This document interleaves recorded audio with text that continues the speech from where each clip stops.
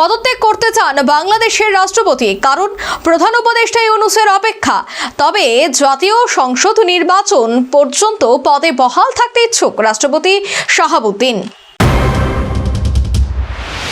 26 ফেব্রুয়ারিতে ত্রয়োদশ জাতীয় সংসদ নির্বাচন বাংলাদেশে।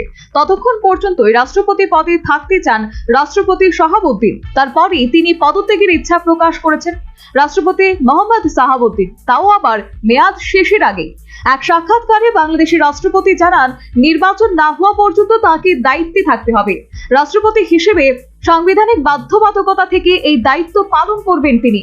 শাহাবুদ্দিনের অভিযোগ, প্রায় 7 মাস ধরে অন্তর্বর্তী সরকারের প্রধান মোহাম্মদ ইউনূস তার সঙ্গে দেখা করেননি। সেই সঙ্গে তার প্রেস উইংও প্রত্যাহার করা হয়েছে। সেপ্টেম্বরে বিদেশি মিশনগুলি থেকে রাষ্ট্রপতির ছবি সরিয়ে ফেলা হয়েছে। এতেও তিনি অত্যন্ত অপমানিত বোধ করেছেন বলে জানান। শাহাবুদ্দিনের অভিযোগ, ছবি সরানোর বিষয়ে জানতে চেয়ে ইউনূসকে চিঠি লিখলেও কোনো ব্যবস্থা নেওয়া হয়নি। রাষ্ট্রপতি শাহাবুদ্দিনের আরো অভিযোগ, প্রথম দিকে কয়েকজন শিক্ষার্থী তার পদত্যাগের দাবি করলেও সাম্প্রতিক সময়ে কোনো রাজনৈতিক দল তাকে সরে দাঁড়াতে বলেননি। বাংলাদেশের প্রধানমন্ত্রী এবং মন্ত্রী পরিষদ নির্বাহী ক্ষমতার অধিকারী হলেও রাষ্ট্রপ্রধান হিসেবে রাষ্ট্রপতি সশস্ত্র বাহিনীর আনুষ্ঠানিক সর্বাধিনায়ক। তিনি সেনা প্রধান জেনারেল ওয়াকারুজ্জামানের সঙ্গে নিয়মিত যোগাযোগ রাখছেন।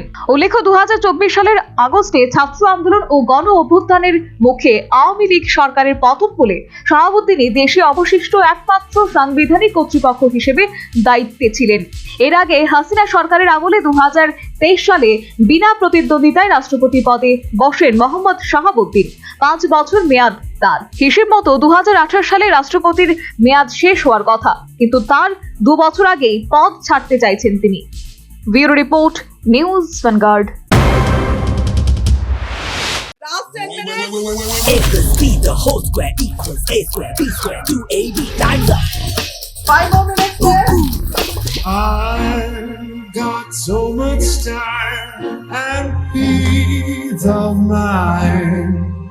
Life's feeling fine. My time to shine. At SIP Abacus, we build math foundation and improve academic performance. SIP Abacus,